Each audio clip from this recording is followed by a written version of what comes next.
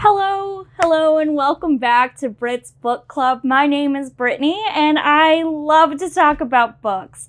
Today, I'm going to be doing the Get to Know Your Fantasy Reader book tag. I thought it would be something kind of fun to help you all get to know me a little bit better, a little bit more.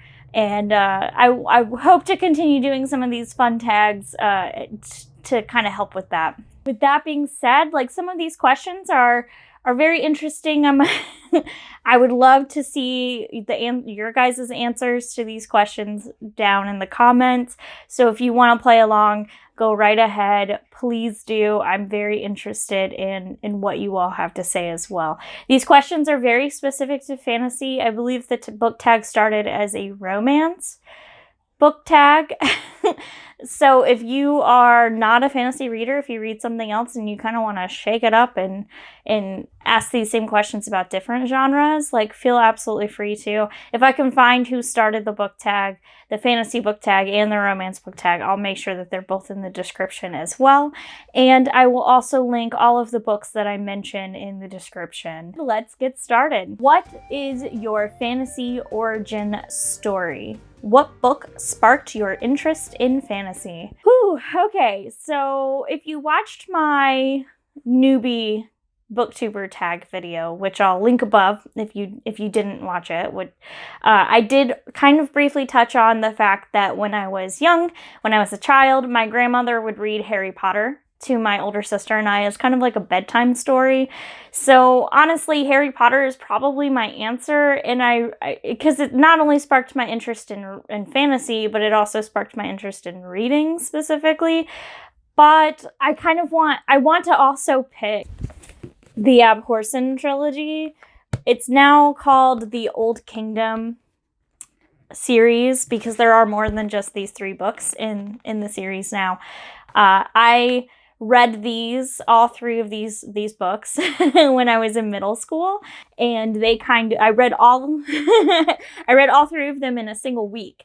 So I that got me started into reading these chunkier fantasy books when I was younger as well, although it did really start with Harry Potter. There's also a book called Dragon's Milk, which if I can find a picture of it, I'll include it in the video, that I also read when I was in middle school that I absolutely loved. I think it was my first time reading a book, and as surprising as it is with the trends in fantasy now, but it was my first time reading a book where the main character was a young redheaded girl. And so I think that, plus any time that there's a dragon in a book that can talk to people, I'm gonna love that book. so I also that book was probably pretty influential in getting me really into fantasy. If you could be the hero in a fantasy novel, who would be the author? And what trope would you insist be in the story? I love this question. So, you've probably heard of them, but I watch Sarcastic Productions every single time they come out with a trope talk. I love that series. And through their trope videos, I think I would have to pick the 5-man band as the trope that I would want. I really want my own ragtag team of scrappy underdogs, and I think that the 5-man band kind of perfectly fits that. If you don't know, the 5-man band is essentially a trope where you've got these 5 character archetypes that your main characters would fit into: the leader, Lancer, big guy, smart guy, and then the chick, which is also sometimes called the heart by Overly Sarcastic Productions. I've also seen it referred to as the balancer. But regardless, basically this trope is just that you've got these 5 characters that the power of friendship is like the whole story, and I'm totally here for that. So that's the trope I would pick. And I hate to be real basic, but I think that the author that I would pick would probably be Brandon Sanderson. He is my favorite author. I think he writes women fantastically. I would pick Robert Jordan, but I don't know if you can pick an author that's dead. So, what is a fantasy you've read this year that you want more people to read? Okay, so this year was kind of like a catch-up year for me. I spent a lot of time reading books that people probably have already read or have already heard of and have already put on their TBR list. So I'm not sure if I have some fantastic picks for this. Especially not new books, not super new books. My first pick, I think, is Warbreaker by Brandon Sanderson. I did read that for the first time this year. It was fantastic. I loved it. It's about two princesses that are sisters, and basically they have to switch the roles that they were intended in. The magic system, as with Brandon Sanderson's books, was fantastic. It might be my favorite magic system of the ones that he's made. I'm not quite sure. I wish that there was a sequel to Warbreaker, because right now it is a standalone. Yeah, so Warbreaker would definitely be one pick. My second pick would probably be, and I don't have a physical copy, I read it as an ebook, would be Peace and Turmoil by Elliot Brooks. So Elliot Brooks is a booktuber here on YouTube. You guys probably have heard of her or watched some of her videos. If you haven't, I'll have her channel linked in the description as well. I watch her videos pretty religiously, and I read her debut novel, which is what Peace and Turmoil is, and I really enjoyed it.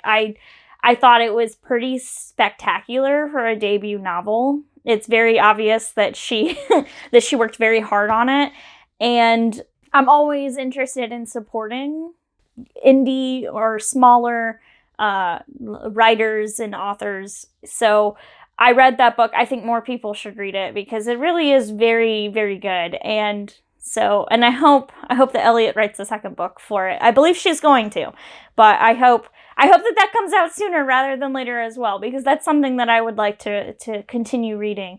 It reads a lot like a Final Fantasy game, if you're interested in Final Fantasy. What is your favorite fantasy subgenre, and what subgenre have you not read much from?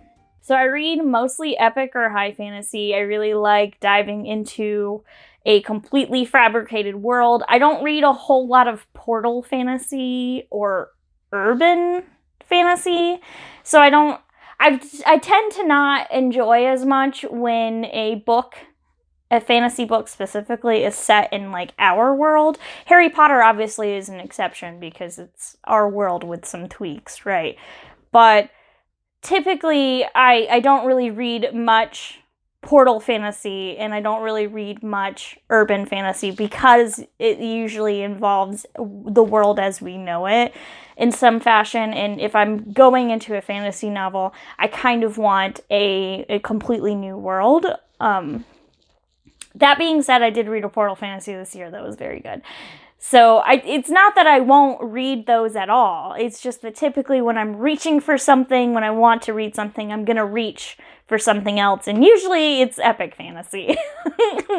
Usually it's epic fantasy. Who is one of your auto-buy fantasy authors? Okay, so in case you missed it from all of the times that I've already mentioned him in this video and in previous videos, Brandon Sanderson is definitely an auto-buy fantasy author. I'll pretty much buy anything that he's written. There are a couple of series of his that I need to read that I haven't bought, but usually if I see his name on it, I will buy it. I do actually have a couple other fantasy authors that I'm very similar with, probably not to the extent that I am with Sanderson, but Rothfuss, anything Patrick Rothfuss writes, I'll pretty much buy and at least check out. George R.R. Martin, I'm still waiting on A Song of Ice and Fire like everyone else, but when Fire and Blood came out, I did almost immediately purchase that, so Martin's probably up there too.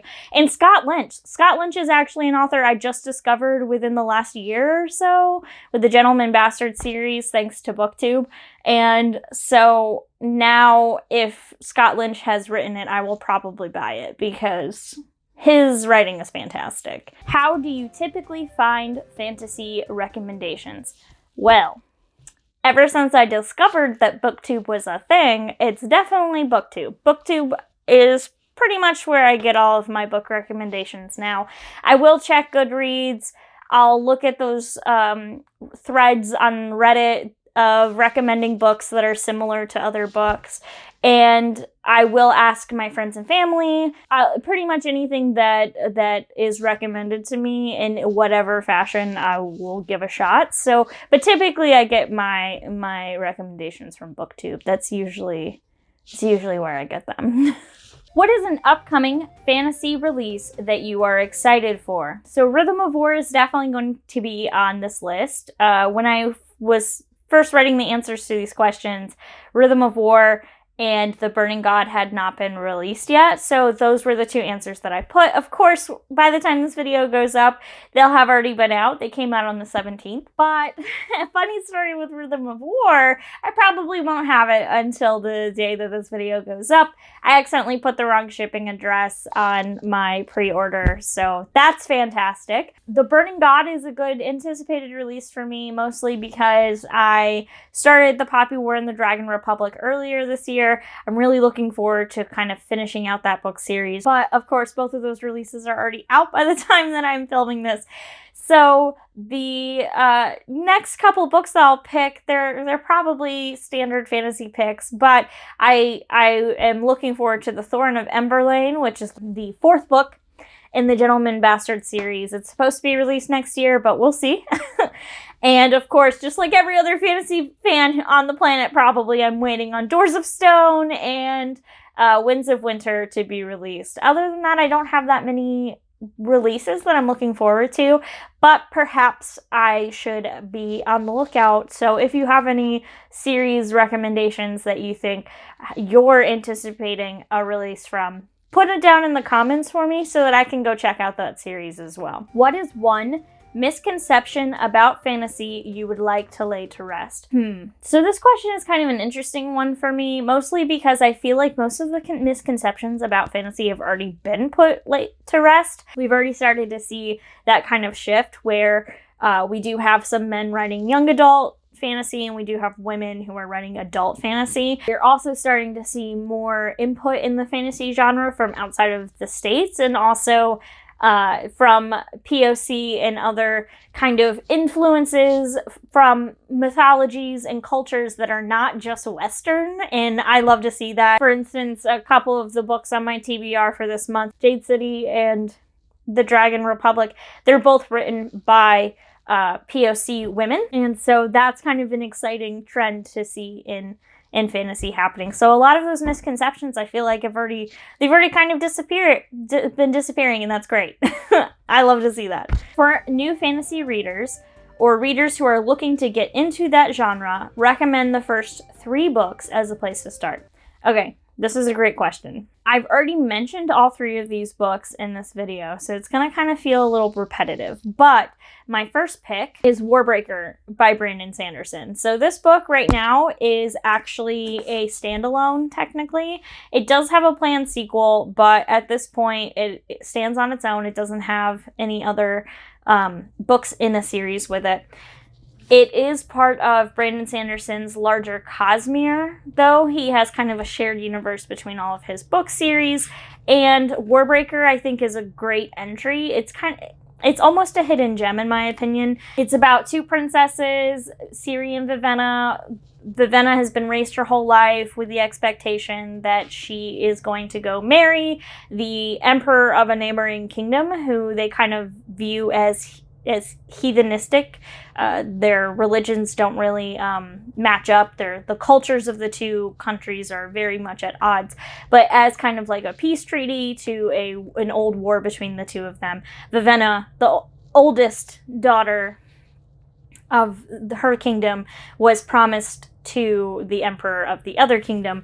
And then you've got Ciri, who is the youngest daughter of this royal family, and so she's very wild, she's rebellious, she doesn't have a lot of duty or expectations put upon her, whereas Vivenna is kind of strict. She's straight-laced, you know, she does what she's supposed to because she knows that she's supposed to do it. And at the beginning of the book, their roles are reversed. So Ciri is actually sent to go marry the emperor of the heathenistic country instead of Vivenna, and then Vivenna decides that she should go save her sister because her sister is going to need saving. And so it's very interesting. The magic system is probably my favorite of Sanderson's magic systems. It's very, very cool. One of my favorite Sanderson characters is in this book, Lightsong. He is another point of view character who is very, very cool. Well, I won't say too much about him in case you want to read it. But yes, so Warbreaker is definitely a great book. I read it this year for the first time, and I read the audiobook. The audiobook was very good, but of course, if you want to read the physical copy, that's just as good too. I actually went back and forth between the two. So Warbreaker would be my first pick. My second pick would actually be The Name of the Wind by Patrick Rothfuss. So this book has beautiful prose. It has a very interesting framing device in the series. It is book one out of 3, although the third book has not been released yet. So if you are opposed to starting unfinished series, then maybe Name of the Wind isn't for you. But it has a framing device of the main character, Kvothe, telling his life story over the course of 3 days, hence 3 books. And the magic system in this is also very interesting. There's multiple magic systems, basically, and like I said, the prose is beautiful. It's so gorgeous. Patrick Rothfuss chooses every single word purposefully, and it's very evident in this book. And the reason why I think that this book and Warbreaker and my third pick would be great picks for someone new to fantasy is that all 3 of them, I don't think any of the 3 books could be considered epic fantasy, and their learning curves are not as strenuous as something like, say, Way of Kings or The Wheel of Time or Malazan, any of those other big chunky books where you spend hundreds and hundreds of pages just getting used to the world.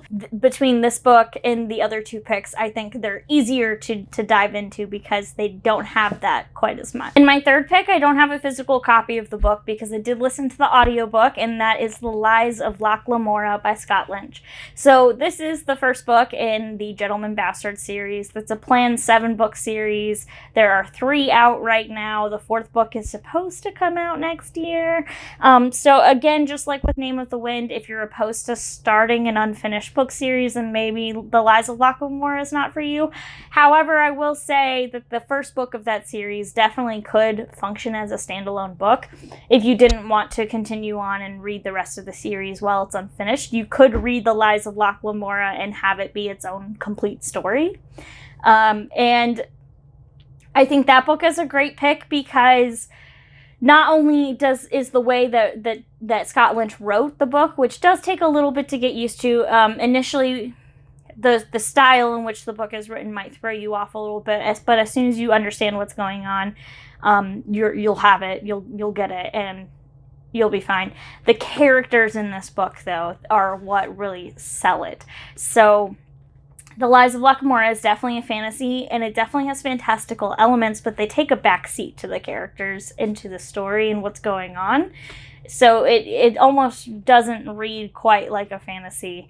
And the basic premise of The Lies of Locke Lamora is that you've got Locke Lamora, who's the main character, and he leads a gang of thieves in this very Italian-feeling city, where the underworld and the nobility have basically made a pact where the nobility will turn a blind eye to the thieving gangs as long as they don't target the nobility, and Locke Lamora's gang does target the nobility. So it's very interesting. Lots of big schemes, lots of pieces being put into place, and you're learning about those pieces, and the characters are very smart, and it made me feel very smart when I was reading it, but it's just a very enjoyable ride regardless of any of that other stuff. So those 3 books are probably what I would recommend. They're very easy to read. They are very fast-paced compared to some other fantasy novels that you might dive into, and they're easier to kind of get a grasp of the world in a way that, normally fantasy and science fiction don't make that quite easy for you. What are the most recent fantasy content creators that you'd like to shout out? So I had already mentioned Elliot Brooks earlier in this video. She's definitely someone to watch, I think. I know she's already a big booktuber. I also watch Daniel Green and Murphy Napier, who are big booktubers. But I just recently started watching Joshana and Jessie May and Bedtime Bookworm and Books with Brittany. lots of different fantasy specific booktubers, which I will link all of their channels down in the description in case you're interested in checking them out. I definitely recommend it. I also just started watching Reading the Pattern and Nameless, mostly because the two of them have a lot of Wheel of Time news and content, both on the books and also the Amazon Prime TV show that should be going up at some point. So if you're interested in Wheel of Time content, the two of them and Bedtime Bookworm are all great sources of Wheel of Time content. So I will link all of their channels down below in the description if you are interested in checking them out. And with that being said, that is the tag. So I'll put the questions down in the description as well. So if you are interested in playing along and you want to leave a comment with all of your answers, I would love to read them.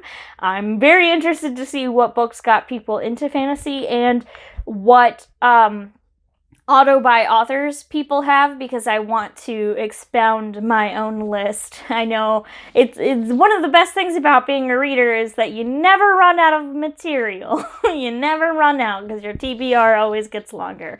But thank you so much for paying attention to this video and watching, and I hope to see you in another video. And until then, I hope that you have a great rest of your day wherever you are. If you're reading Rhythm of War, you know I'm super jealous of you. And yeah, so I'll see you in another video. Bye!